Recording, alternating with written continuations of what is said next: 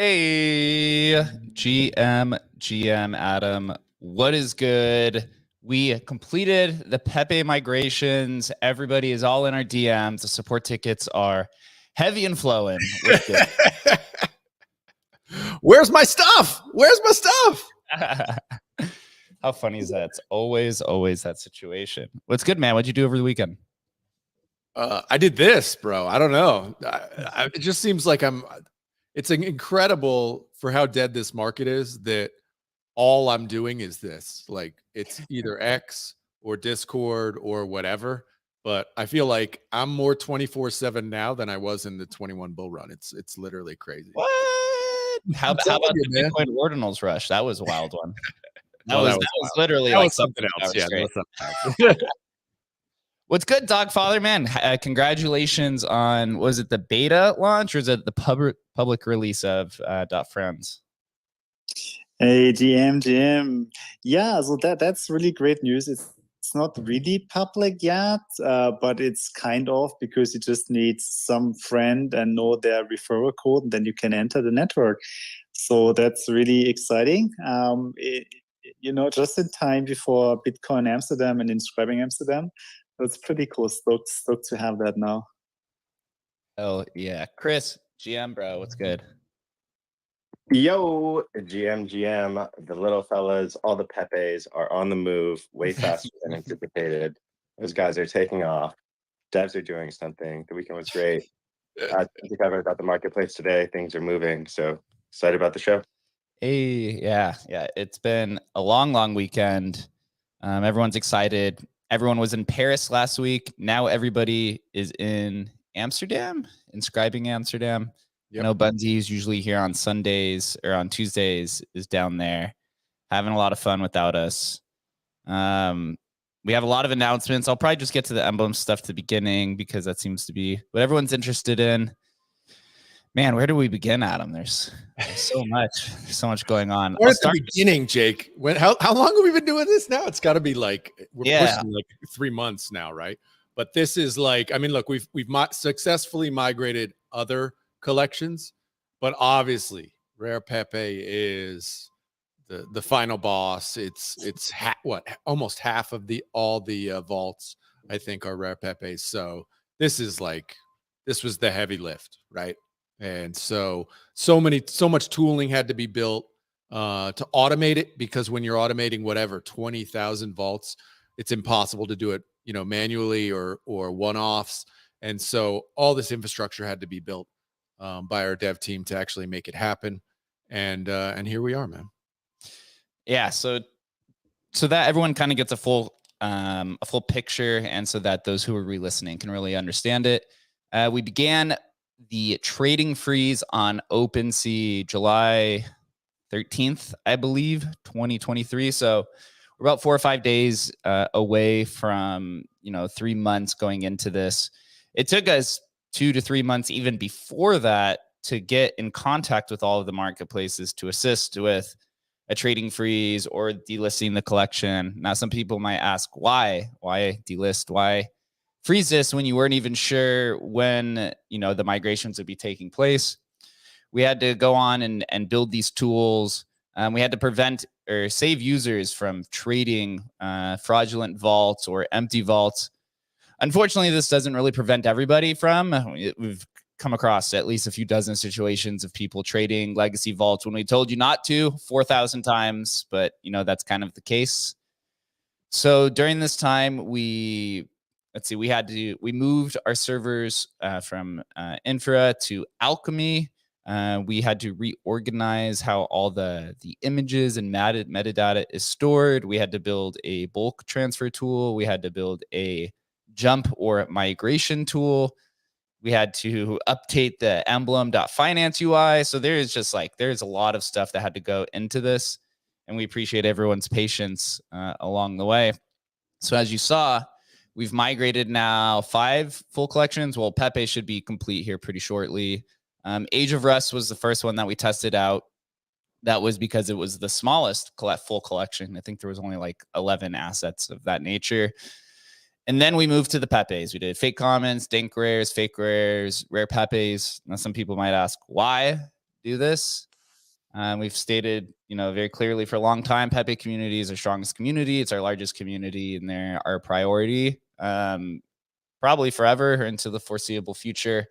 So we tackled the hardest ones first, Pepe obviously being the largest.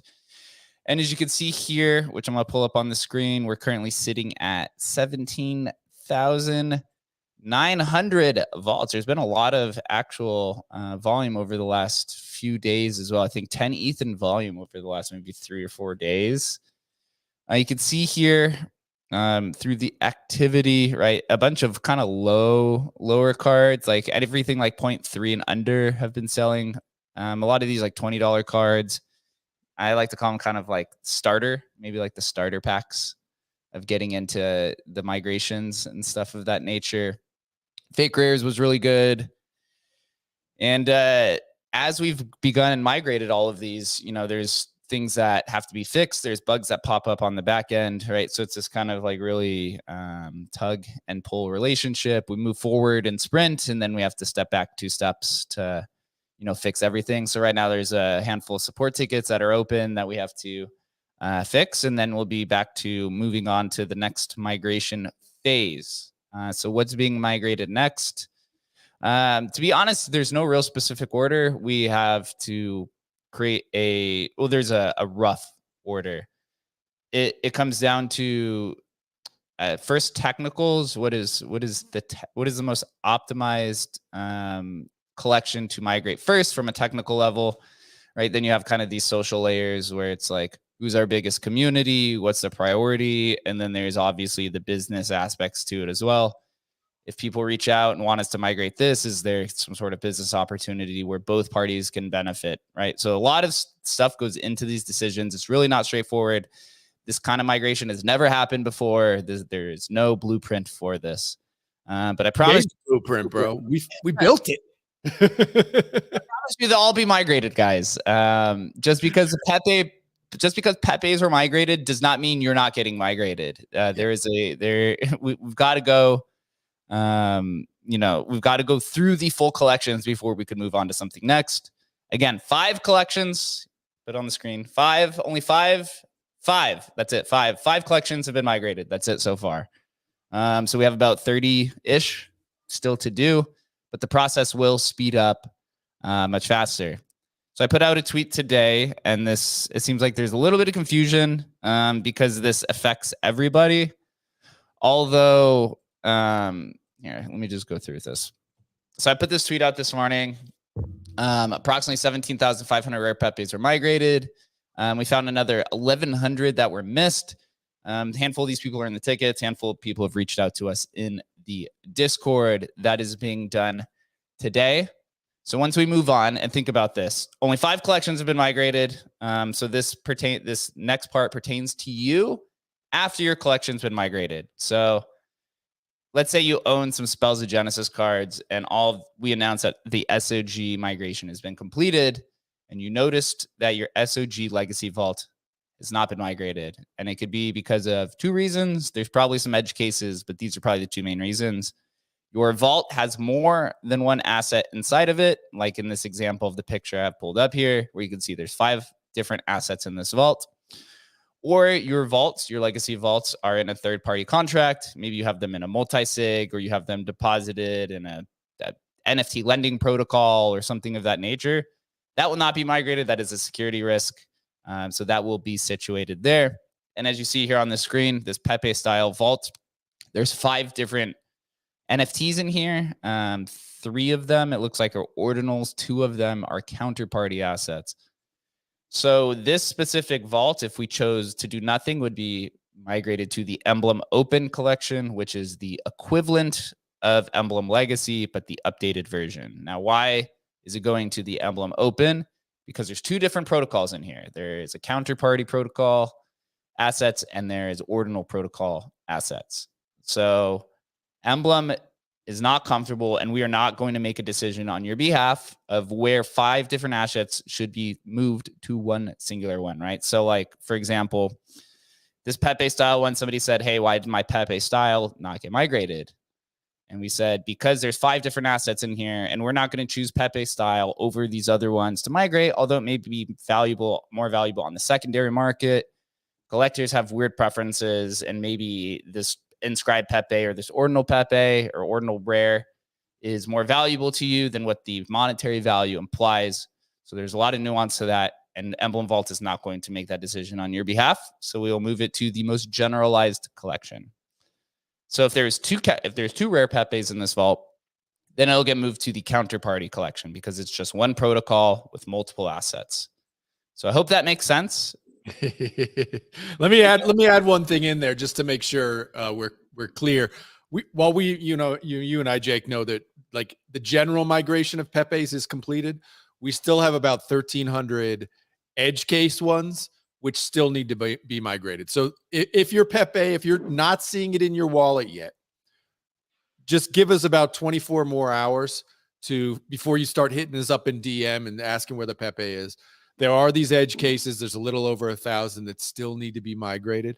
And we're going to do those over the coming day. And so give us a little more time. If before we get overloaded with support tickets, where's my Pepe? Where's my Pepe?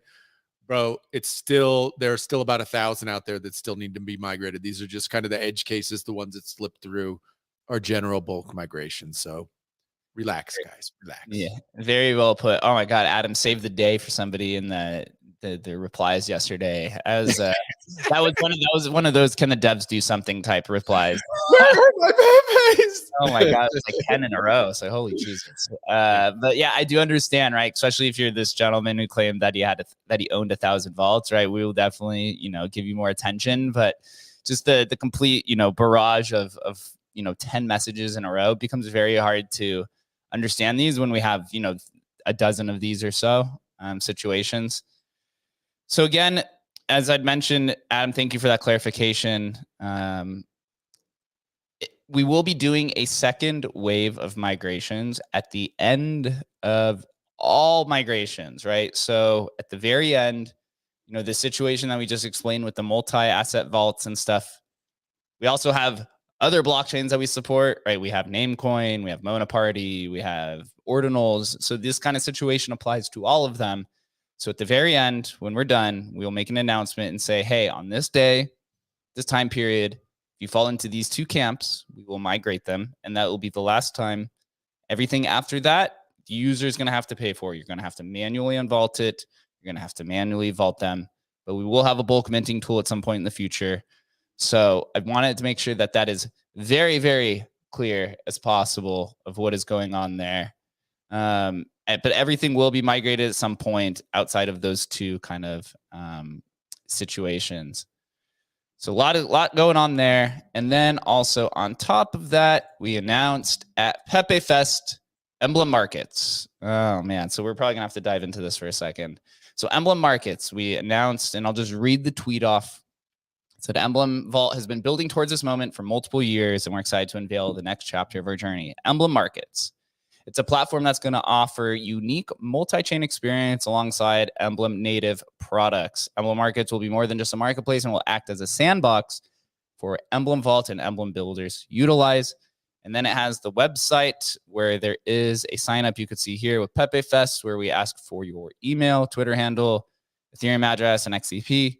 The Ethereum address is the one that's only required. We understand some people don't want to link their Twitter handle to their ETH address or their email to the XCP address. But the more information you provide, the higher likely of whatever this leads to, we'll have a better opportunity to get in contact with you. And then there's a few more details, a few more bullet points here that goes into the marketplace.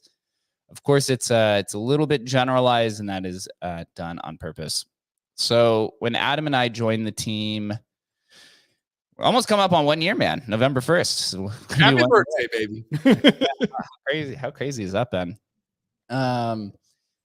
If you look in that initial post on Twitter, we actually mentioned a historical NFT marketplace. And, and even before Adam and I joined, this idea of a marketplace has been in discussion for a while. The infrastructure of Emblem has not been to where it needed to be to launch a marketplace. I know a lot of people have said, hey, when marketplace? I think Adam and I have stated pretty clearly that the curated collections need to be firm. There needs to be a strong foundation before the marketplace can actually happen. I've stated that probably at least 400 times in the Discord. And so now we feel very comfortable that curated collections are where they need to be. We've now moved from legacy to migration, or to individual collections, or we're almost there. And we began theorizing about Emblem Markets, about taking it serious a few months ago, once there was a little bit more clarity with migrations. And there's a handful of reasons why. Of course, it's called Emblem Markets, but it's going to be much more than that. I would consider the marketplace section of it a place where all your curated collections can be nicely organized. There will be some additional, social features to it, some more UI features. Like, for example, getting into heated arguments with people over Discord about this like supply range filter on Pepe's, right? So, for example, diagnose a situation.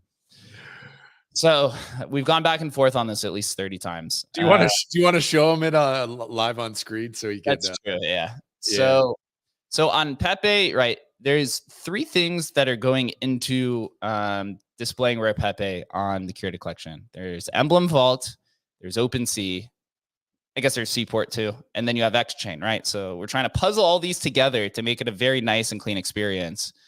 And so when you go to a card, right, you see 5 traits. You see the artist, the card, series number, supply number, and year.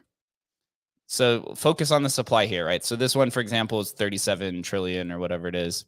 When you go to the side, right, you could see artist, card, supply, and series number. So when you go to card, when you go to supply, there's 347 different options, right? And we understand this is a pretty, a pretty bad experience if you want to filter for every card that's under 100. The issue here is that if we take away the supply and we put in the range, then this trait right here, where it says total supply under the card, will not show up. So there will only be, when you click on a card to see the total supply of that card is very important, right? I want to know that the Nakamoto card has 298 cards, right? I have to be able to know that.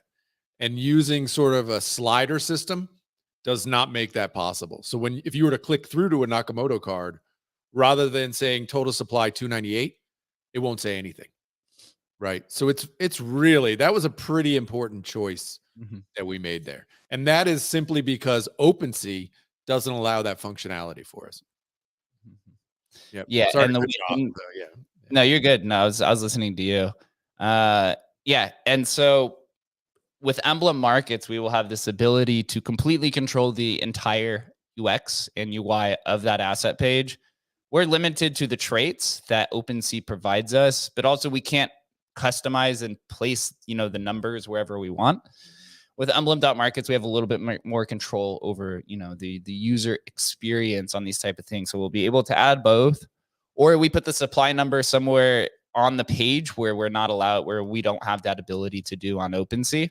Yep. That's one thing that is, just a very basic necessity for Emblem Vault that we've run into issues with over time, because we are we are supporting 12 different blockchains. Currently, we're also deployed on 3 blockchains, on Ethereum, BNB, and Polygon. And then we're also going to be deploying on more in the future, right? So you could see this like very tough situation, at least from OpenSea. That's a very generalized store, right? They're not catering specifically to historical NFTs or to counterparty. They're trying to cater to everybody. It's like a Walmart, right? And so this is generally what happens in kind of just the tech space, or in just entrepreneurship in general, or startups. When there's somebody who becomes very generalized, it becomes kind of like the de facto place to go to. When a community or a product becomes, outgrows where they exist inside of this Walmart, then they go and create, kind of their own store. For example, Walmart is kind of like the one kind of de facto leader when it comes to like general kind of grocery shopping. But those health experts eventually outgrew Walmart. And so they created like Sprouts or Farmer Joe's or some of these other, or Trader Joe's, excuse me. these like health kind of grocery stores. And that's kind of the same situation that's happening here. Is we're a multi-chain product. We're beginning to outgrow the things that OpenSea can offer. Although I fucking love OpenSea, you guys have been awesome to us so far. Outside of some other things that we'll get into. But this is kind of that situation that's happening. Is we now need very specific requests that OpenSea or these general marketplaces can't provide. So so take that in mind, that this is not just for a marketplace, right? We've also run into issues over time with censorship, delistings, that'll probably affect us in the future. We're an American company. So if there is a DMCA request, we will have to take it down. Of course, so people will know, and this is obviously speculation, that OpenSea is also delisting things based off of preference more than a necessity. That's what people claim. There's no proof, but we will have more control over that curation experience with the marketplace itself. Yep. So we've begun building this. That just goes back to that one situation with those assets. So we'll have a marketplace feature component to it. It'll have all of the curated collections. We're going to begin with only the curated collections. We won't begin with everything else. We have a strategy to tie in everything, but it's going to be a process that we're going to grow towards. All of the bells and whistles and everything that you guys want. You guys want COBOL completely integrated. You want this, right? You want all these collections. We're going to grow to it. It's not all going to be launched immediately. We're literally in the middle, in the depths of a bear market. Attention is low. Liquidity is low. We're taking this time to build, but we want to make sure that we build it right so that when the bull market does come, we have a very strong foundation of a protocol where then we have opportunity to kind of announce on other things. So moving past, I guess, the marketplace itself, which will be a multi-chain marketplace. And so we'll leave some mystery surrounding that. The tokenomics behind it, right? We have vaults, and we're going to have 35 different collections that exist across 12 different blockchains on 3 different blockchains. We're going to have to integrate that kind of tokenomics. There's COVOL, which we've had around for quite some time. It's gone through quite a journey since beginning of 2014. It was Ribbit Rewards, which was its own blockchain. Then it moved to COVOL C on Counterparty. Then it moved to Ethereum. 2019, tokenomics have changed. We are taking everything into consideration when it comes to COVOL. Where right now we've probably gone down every tokenomic model possible in discussion of what we want to do, right? How do we want to integrate an NFT? Do we want to use an NFT system? Do we want to use COVOL system? Do we tie it all in together? Everything is on the table. Of course, with COVOL, right? COVOL's kind of caught in a unique situation. It's on Coinbase. It's in the middle of a lawsuit it's caught in the middle of a lawsuit with the SEC and Coinbase. So we've been, advised to be very cautious until there's a little bit more information surrounding that case, which probably will be some point in the beginning of that year. COVOL right now, the situation with COVOL is that it's a discount system, which is where it will sit. It'll probably change at some point in the future. I think it's actually likely to change at some point in the future as we nail down the perfect vaulting system. It's an interesting conversation because we've come to learn Emblem is quite a large tool that caters to every ecosystem, to gaming, to metaverse, to DeFi, to NFTFi, to NFTs. So blending all that together is definitely some sort of it's definitely a creative challenge and a tokenomic challenge, which we are attempting to take on. Unfortunately, COVOL, guys, I'm not going to give you details here today on what's COVOL because it's not all completely nailed down, but we do have many different systems that we could lean into. There's a lot of moving parts. And if you understand how tokenomics work, you don't want to launch into pretty much a dead ecosystem, which is kind of what is the current state of NFTs. But I highly recommend everyone to sign up for the Pepe Fest. Sign up that's at Emblem.Markets. That will lead to something. And there's going to be 2 other components to this. I'll give you one alpha right now. There's going to be a version of an app store on the marketplace, which will be for Emblem products to showcase. and then also for other users who build with Emblem. So we'll say the running name right now is built by Emblem and built with Emblem. In this app store, right, it'll link you to Emblem Finance. It'll link you to our time locked vaults and all these new products. It's like a sandbox for us to showcase all of the products that we've been working on over the time. That's also an issue that we've run into is handful of projects or protocols reach out to us. They say, hey, can you build this? We'll integrate it. And then we build it and they don't integrate it. So if we just integrate it into our own platform, it's a better user experience for you guys. That's all in one place. And then it's a better experience for us because we get to have this sandbox to kind of play in. Obviously, on the other side, over the last year, we've had a handful of teams build on top of us. Emblem or Ordinals Market. God, that was a tongue twister. Ordinals Market built on top of us. Pepe.wtf. We're integrated into Arcade and all these other ones. So we want to be able to showcase all of the builders who are building with us as well. And so there's going to have that app store that'll be where our APIs are shown, where basically the whole tool set for people who want to build with Emblem on top of that. The fee models and everything that goes into that, we will discuss at some point in time in the near future. Our expectation to deploy the early stages of this is, God, I hope so. But before the Q4 ends, it'll be likely a beta stage, which means that you will likely need to be a co-vault holder of X amount or a vault holder of X amount, or you signed up for the Pepe Fest, right? So that's one of those utilities that are there. Also, if anyone has any questions, I'll call on you, Dogfather, here in a second. Please feel free to come up, or if you're listening to this later and you have questions, you can hop in the Discord and explain it. You know, there's 35 different communities that we're going to be catering to immediately. Everyone has different needs. So best way to, if you have a specific need for a specific collection, please just open a support Discord instead of shouting at us on Twitter. It just makes it a very, very easy experience. But, you know, we just had an update call with the Emblem Markets or for Emblem Markets yesterday. And I have to say, it looks really, really good. I'm very, very excited. Adam, what were your takeaways from that call yesterday? Well, I think it's going to give us and give, you know, we've talked about this for a year, giving these, you know, small communities of historic NFTs places to live, right? And I think that's just going to be amazing.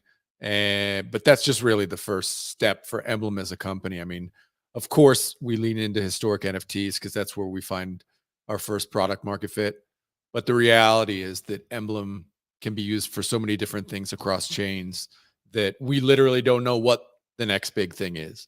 But I think, you know, it's exciting that when that next big thing happens, that we can integrate it fast and quick on our own website and provide those tools for builders to build using our technology.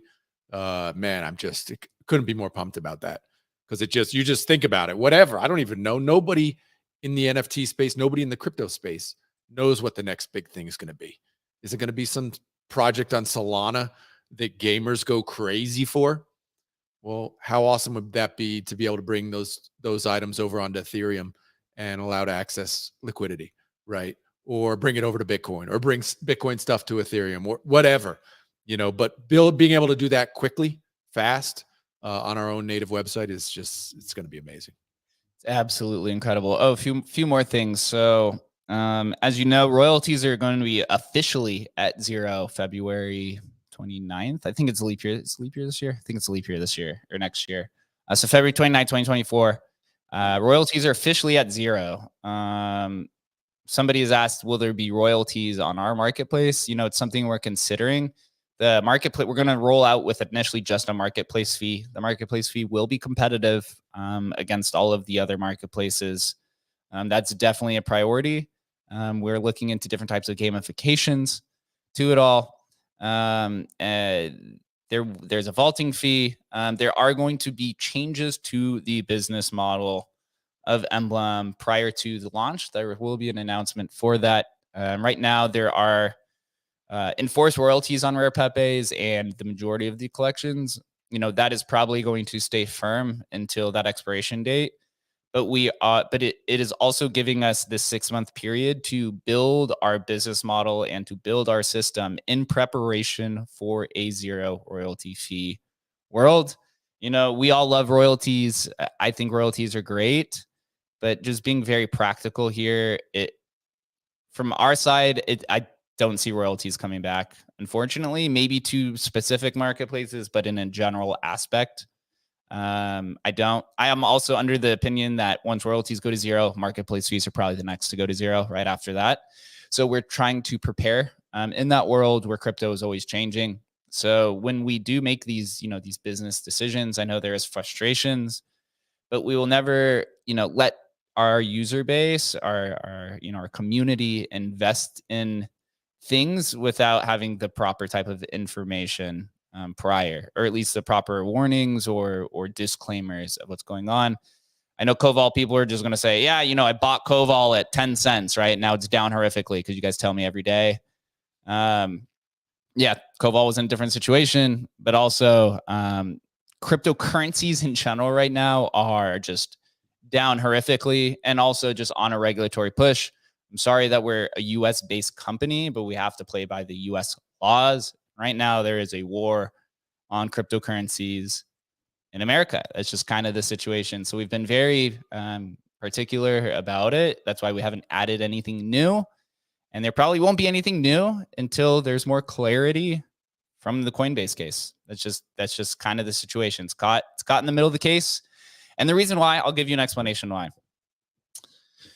Imagine we go on and integrate Emblem or integrate Koval into all of our systems. Turns out Coinbase loses all of those coins outside of Bitcoin and Ethereum are securities.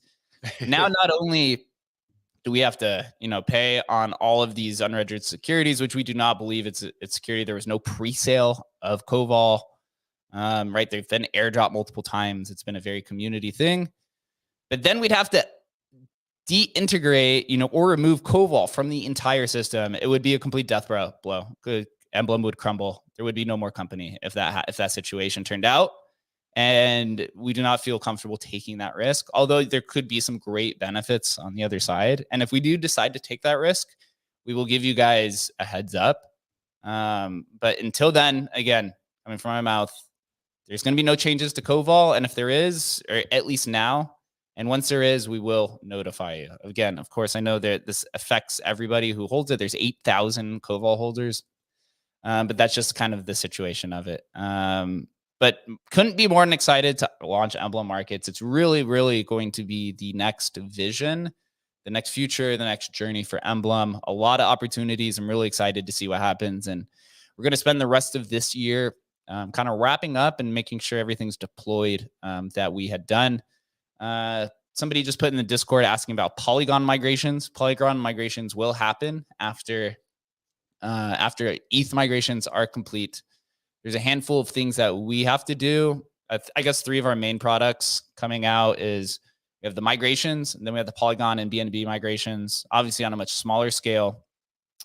Those migrations will be very similar to ETH migrations. They're going to exist on the chain that they exist in. And so on Polygon, there will be a Spells of Genesis on Polygon. There will be a Rare Pepe on Polygon. And I think there's about 5,000 assets over there. So we'll have to it'll be the same style, just at a lesser scale. And BNB is even less. I think there's like 100 assets. We have the Emblem.finance UI that we will be launching before the marketplace goes live.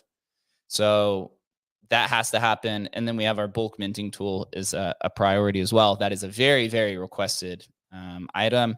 Obviously, now we know that it works because we've done it with the migration. I think the most we moved at one time with the bulk minting tool, I think was like 200.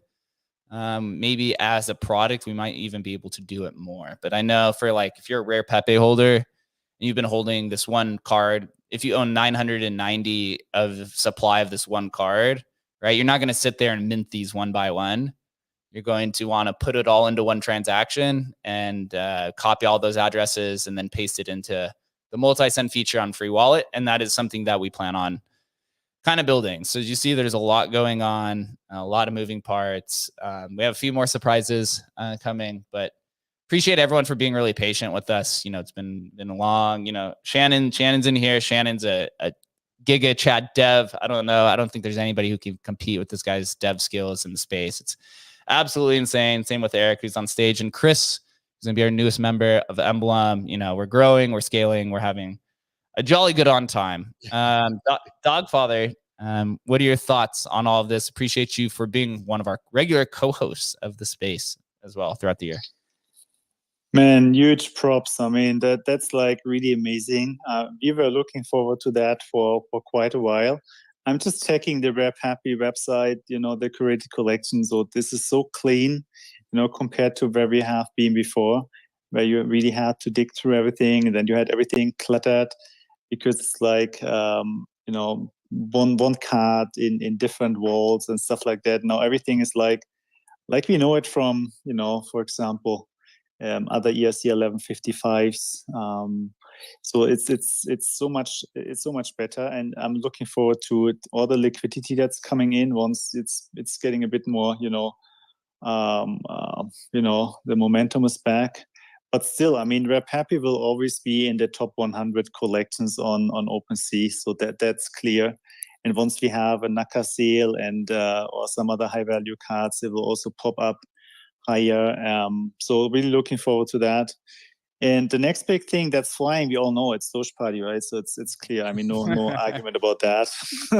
So Emblem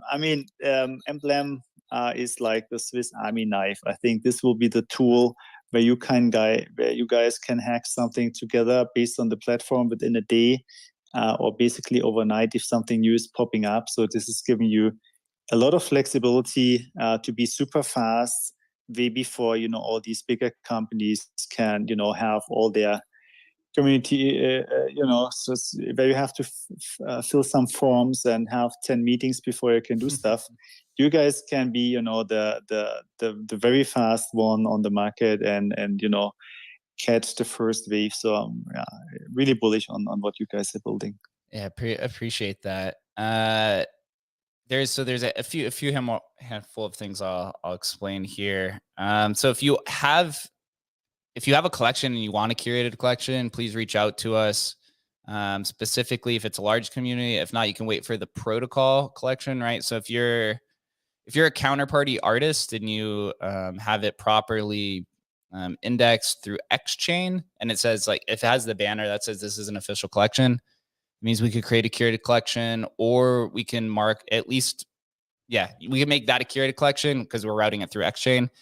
If you don't have that kind of banner on Xchain and you're an artist, there will be a spot in the future to where you go to our GitHub directory for counterparty, and you could submit a JSON with your traits for your collection, and you will get those tags on the counterparty collection.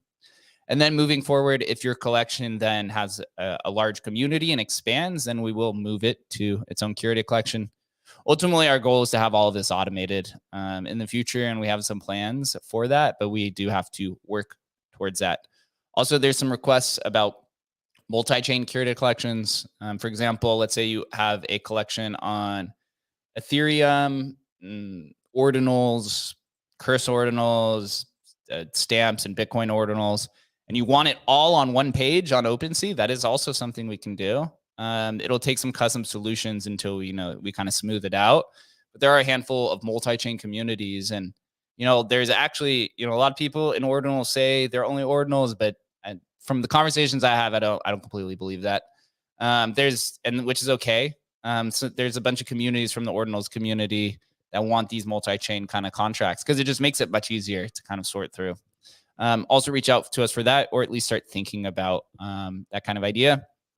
One final note on the Pepe collection, where there's some supply inconsistencies, and this is due to Xchain having two different types of burning mechanisms. There's one that's called burn, and then there's one that's called destruction. Burn was the first version of burn, which is like a manual burn where somebody just takes a supply of a card and then goes and sends it to a burn address, like a custom burn address, like you could see here. So like, for example, Cactus Pepe, it's a total supply of 3, and on OpenSea it shows 3, but then when you go to Xchain, it shows 1,000 supply. And then when you look deeper, you see that 997 of them were sent to a burn address. So there's 3 different variations to this. There's one where where on OpenSea for Space Daddy, which is the Elon Musk one, on OpenSea it shows 2024 supply, and then you go to XChain, it also says 2024 supply, and then you look at the holders, and a burn address owns 1,725 of them, which means there's only 299, really. But both XChain and Emblem are off, right? And then the third type is where it says, for example, for this card, which card is this? For Pepe Hero, on OpenSea, it says supply 200. And then you go to XChain, it shows supply 100. And then you go to the destructions tab, and it shows 100. So there's 3 different types of these. If you notice these inconsistencies, please let us know. We're going to have to get with JDog probably to make sure that it's consistent across all.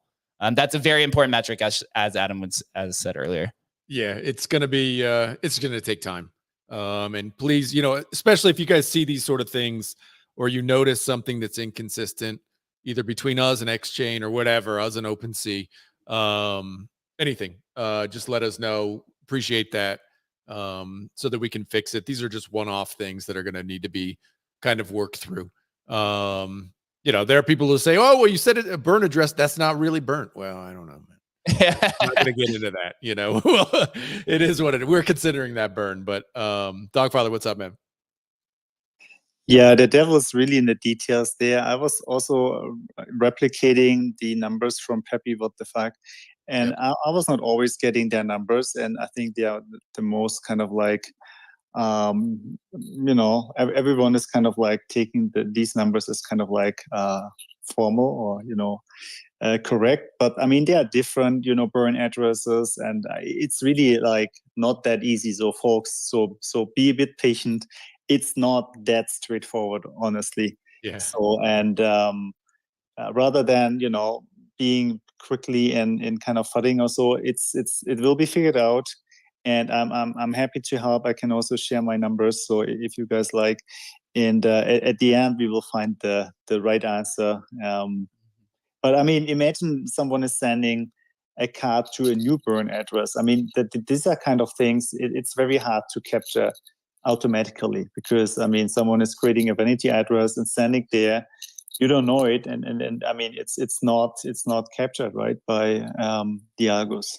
The reality is it's just another address, right? So the algo is not necessarily going to pick up just another address, even though obviously if this address says 1 and then the word counterparty and then XX, you could tell it's a burn address, but it's not automated basically. So yeah, if you guys see stuff like that, do let us know, because that's good stuff that we'd like to correct.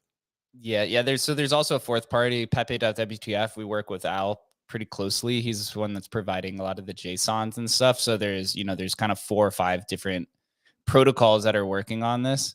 Yeah. So desktop even said creating a burn address with a vanity doesn't mean that they know the keys. Yeah. They don't know the keys. That's right. I mean, that's a reality too, right? You can mine these basically burn addresses. You're just basically doing like, I don't know what they call it, brute forcing these addresses, where you're creating literally millions or billions of addresses. And then you can actually find ones that you actually hold the private key to.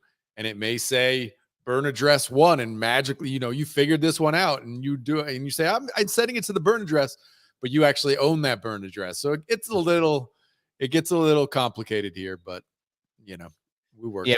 We even had somebody ask recently, and we try to really stay away from these kind of subjective traits, but we're looking into different things on different chains as well. This idea of like active supply, right? These dormant wallets, where supply hasn't moved, like, right? Let's say it's 1,000 supply, but 990 of them haven't moved in 6 years. We've had some people ask if we could add that. We're trying to be very cautious around that. I asked them, I said, what do you determine as active supply? Right. There was like kind of like there wasn't really like a straightforward question. But then also remember in 2021, how many of these dormant wallets woke up and ended up started dumping right into it?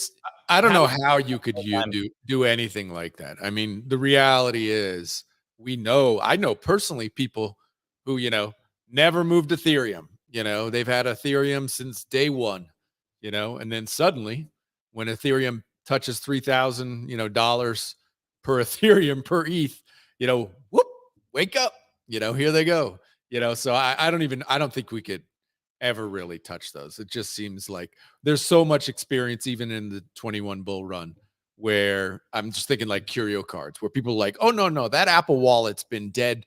They got them on claim day and that's it. They've never moved them. And then what do you know? They woke up, so I don't know if you could ever really do that.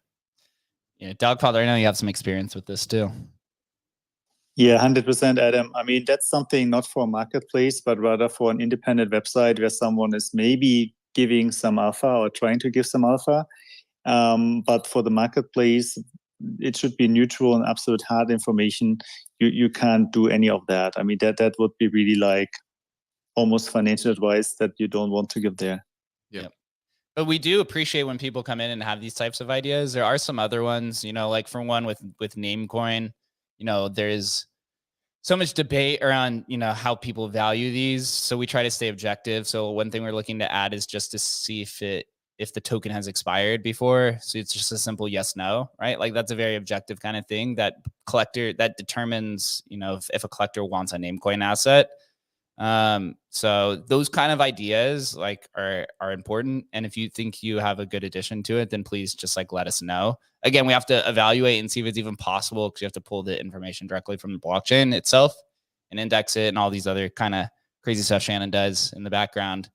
So yeah, just keep that in mind. But it's been an exciting time, it feels like we finally crossed the chasm of migrations and we're moving forward. But man, couldn't have been a better time. I don't have the tweet in front of me, but I put a tweet out saying that we started migration literally almost exactly at the bottom of the NFT market. How funny would it be if it resumes right after all the migration? Perfect timing, bro. Perfect timing.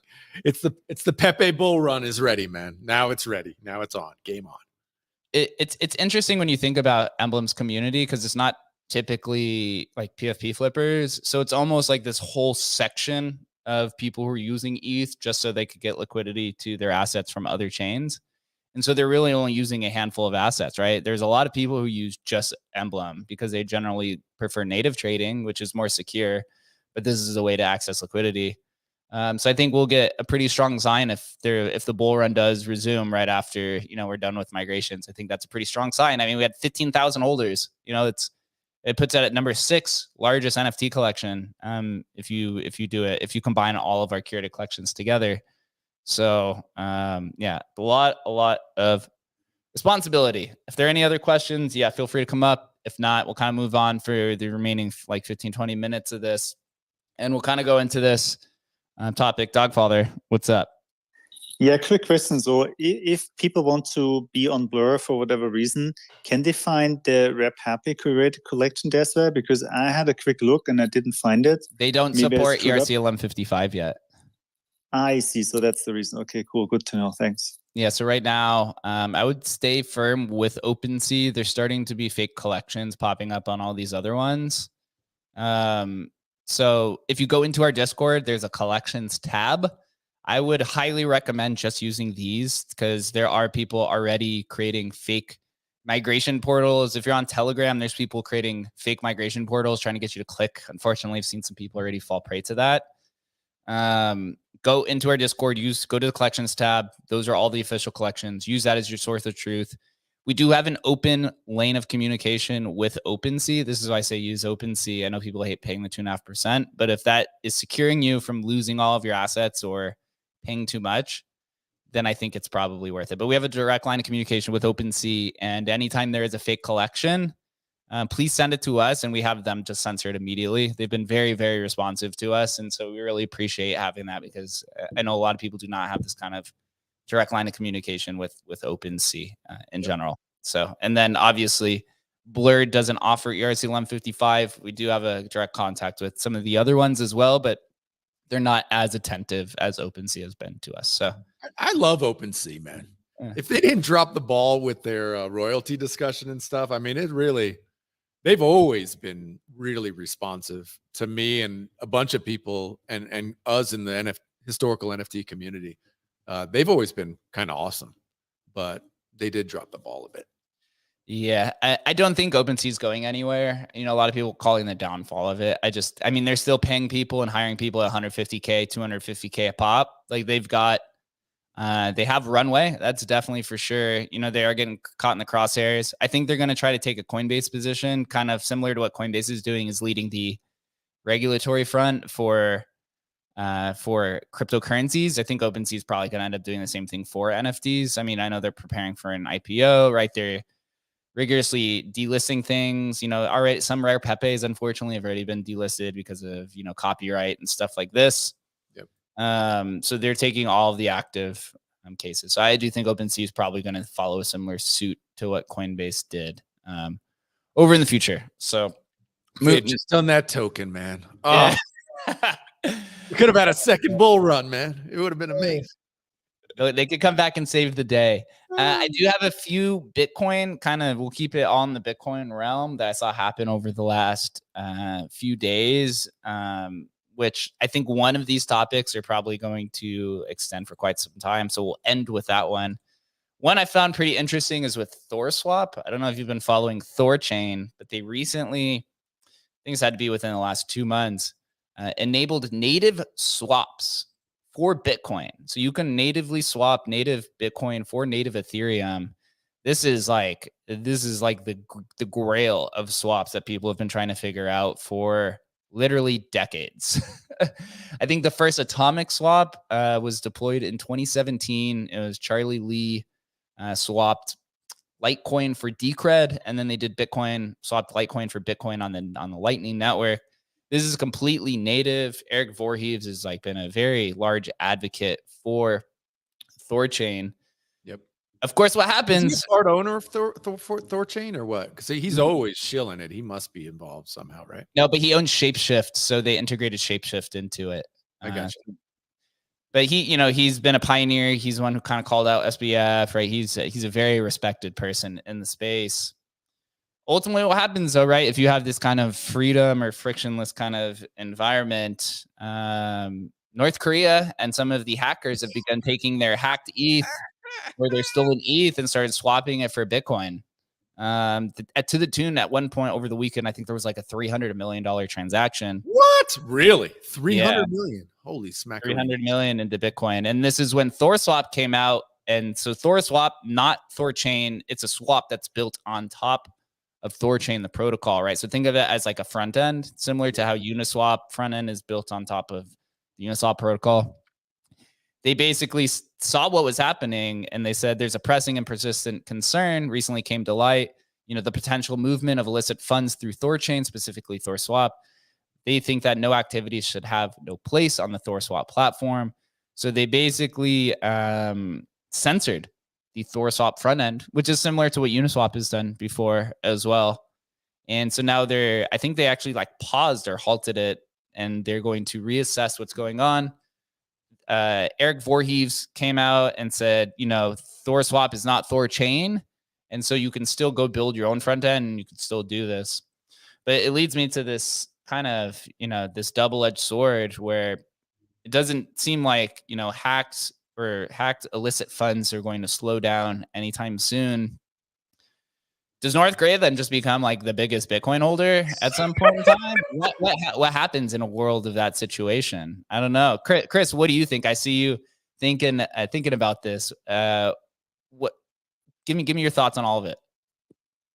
Yeah, I mean, North Korea has been hacking the ecosystem since the beginning. So no doubt that they're, probably one of the largest Bitcoin holders in the world.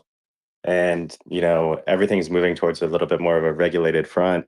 So not really surprising that they're going to kind of censor that front end. But like you said, it's not really censoring the protocol itself. So there's always going to be workarounds that kind of pop up and the market will kind of figure itself out. But yeah, I mean, these bad actors are going to exist. There's huge honeypots of money that are up for grabs, and they're the best at taking them. So not really going to go away anytime soon, but definitely need to work on building up better defenses to prevent these things from happening if we want mass appeal in this industry for sure.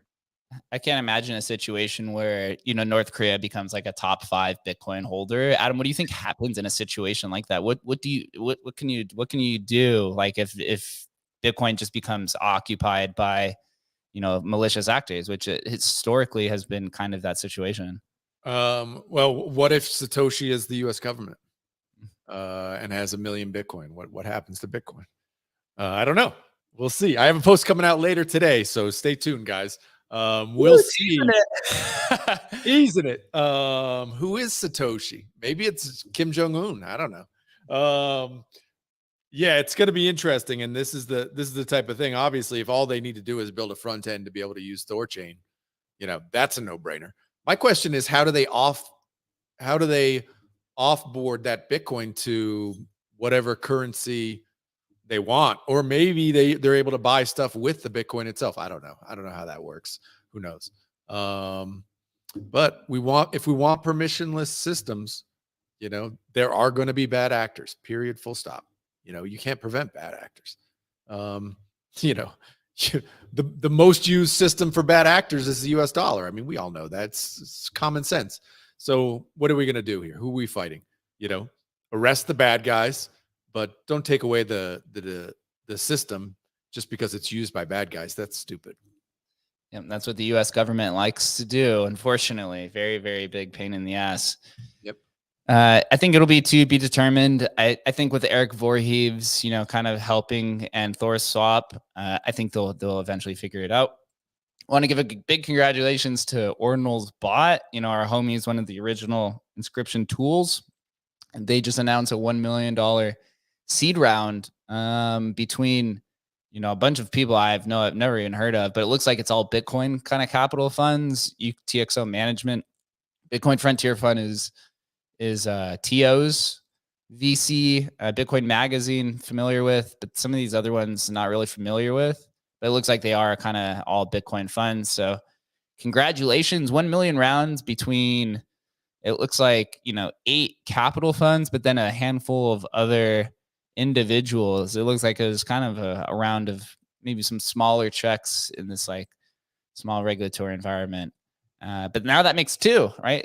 Adam, is it just 2 ordinal companies that have now got a seed round? Ordinal's bought an Xverse. How are you feeling about this? Hey, good for them, man. Honestly, I'm proud of them for being able to pull it off. The way Ordinal's kind of the volume collapsed, that they were able to actually close on a round. It's great. I'm happy for them, and it gives them that kind of runway where they can survive, 18 months or 2 years, right, for the next bull run. And Ordinals is positioned, man, like, very much like ETH. So whatever happens next, can happen on Ordinals. It's a possibility. The next big thing is on Ordinals. So yeah, I'm excited for them. Yeah, me too. So congratulations, Brian. If you're out there, you absolutely crushed it. And final topic for today, which I think this is just going to be the very beginning of what happened here, is BitVM. Apparently, Bitcoin has always been able to be Turing complete. There's some nuance to this. It seems like there's actually like a very, very large amount of kind of excitement that's been surrounding this. Of course, you're going to have some people questioning it. I've been looking to kind of the more technically, enabled or minded people to really understand this, because I read it, I get it. VMs are awesome, right? This could be potentially a way for Emblem to deploy on ordinals, right? If you can do all kinds of computation, it really unlocks a lot of kind of possibilities here. I'm going to turn to Bob Bodley's post. He's our favorite kind of explainer when it comes to text development. He says that, the TLDR of this, I'm going to go through 7 TLDRs. Says this is not a silver bullet solutions. BitVM is not as good as EVM. BitVM is slower, more expensive, more complex. The core benefit of BitVM is we get additional programmability right now on top of Bitcoin without an upgrade. No new opcodes, no software, ready to go right now. It has an easy potential use cases, including decentralizing various parts of applications that currently rely on centralized servers. And he notes DLC oracles, congestion control, coin join aggregators, and sidechain quorums. Man, that is a mouthful. I'm gonna need an explanation just for each Did I individual. trade NFTs on it? Right. No, BitVM does not solve trustless bridging for sidechains. It likely requires covenants. I've actually never even heard of what covenants were. So I'm going to have to dive into all of this as well. Maybe we'll get Bob on one of these future episodes, maybe Thursday or something. Yes, BitVM is strictly better than Greg Maxwell's 2016 ZKP contingent payments example. Also not something I'm familiar with. And BitVM is very complex to understand and implement. Upgrading Bitcoin without or with an opcode could accomplish the same thing. So apparently the short story of this is it's a BitVM. It's similar to EVM in terms of just the context.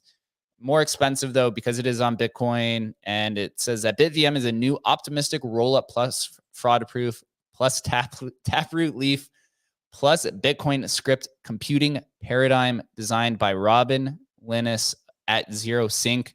They pushed an excellent white paper this morning reviewed by Testnet or by Super Testnet and Sam Parker. And as of yesterday, had 1.5 million views. And so now here we share this tab. It's at 2.4 million views. The cool part is it's only 8 pages long. So I still need to go through and read this. I went through briefly, man, and trust me, you're not going to get much by going through it, bro. It is, yeah. Big words I don't understand is what that means right there. But a lot of people are excited about it, except we had a good laugh that Adam Back was definitely excited about it. Yeah, where's this tweet? I'm going to pull it down here. Adam Back is for people getting overexcited, this is cool, but effectively generalization of a two-party game. It says right in the abstract, so it's a bit like Greg Maxwell's 2016 ZKP contingent payments implemented. Example, I see this people hammering a lot that it's only a two-party system. You know, could be good for certain situations, so it doesn't mean it's good for everything. But read Udi's response right below. That was the best, man. Udi just... He said, Udi says, can always count on Adam to show up and tell people not to get excited about a Bitcoin innovation because it wasn't invented by his friends. Udi's the best, man.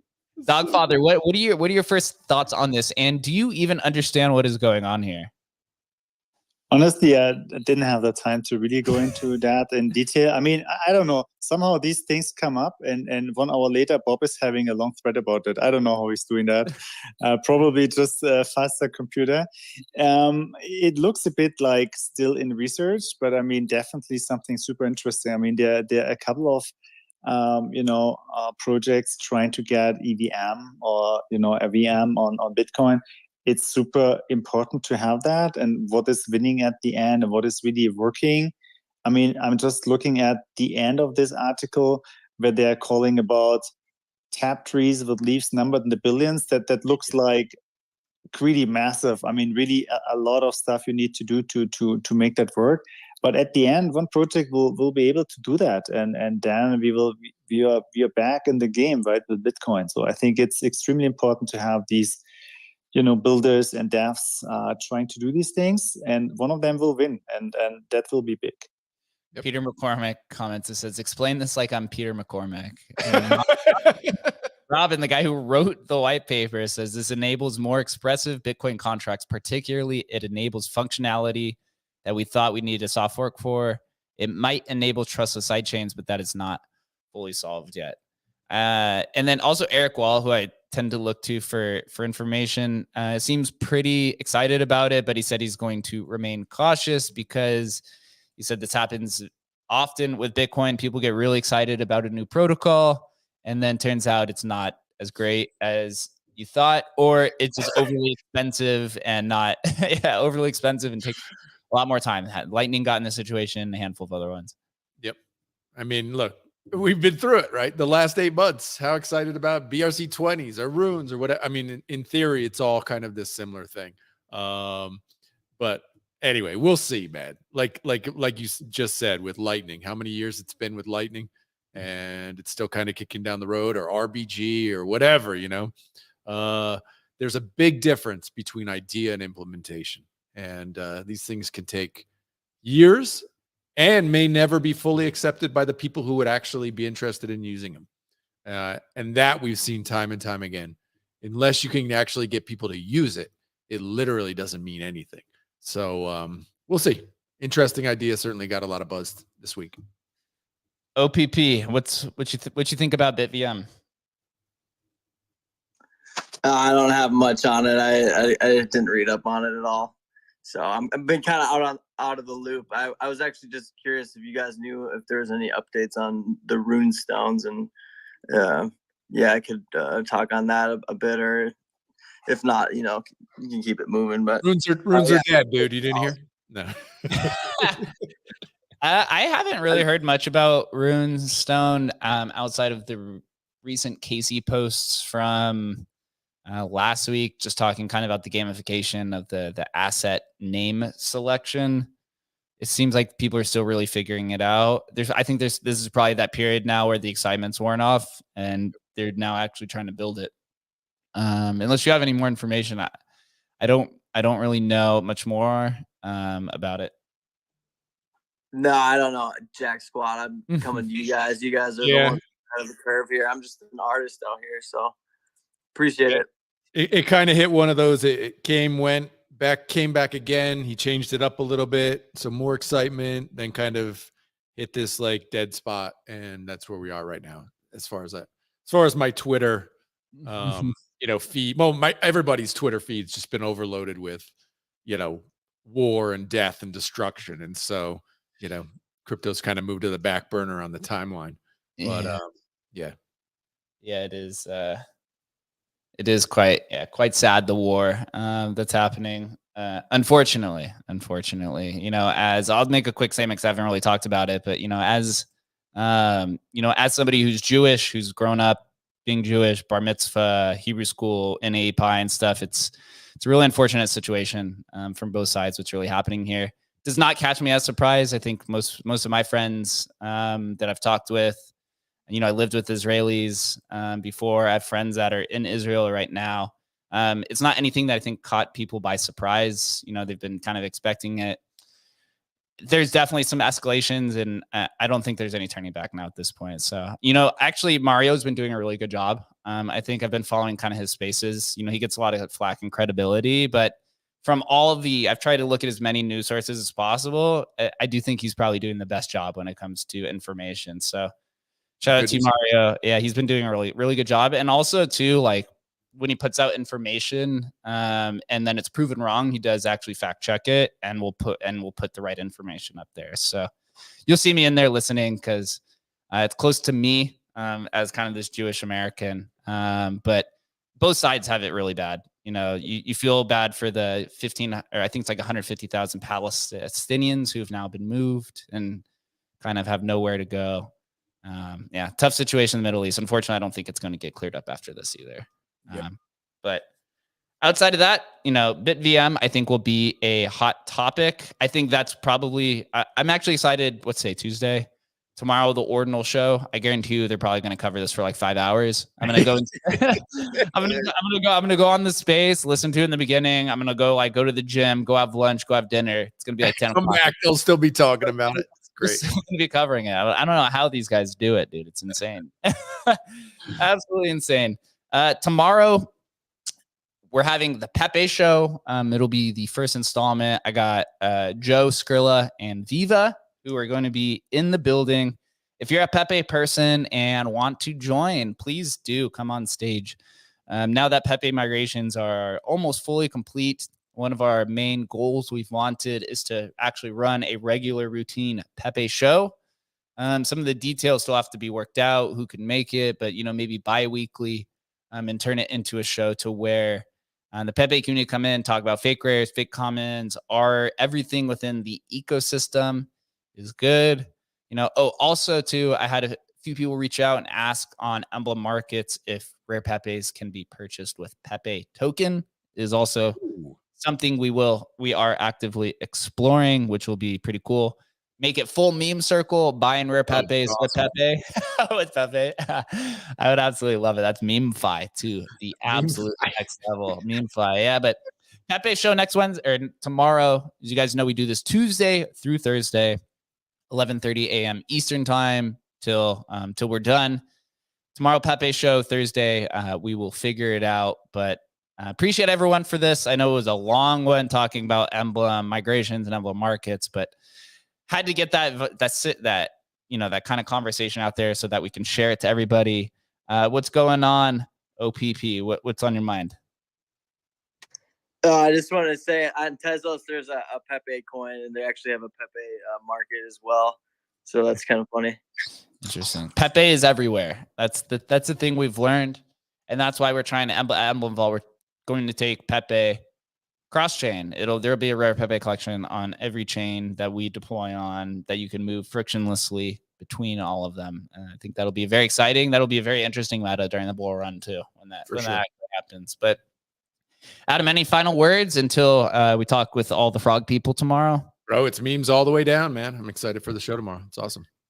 Memes all the way down. We'll see you guys tomorrow, 11:30 a.m. Eastern time. Until then, take care. Be safe.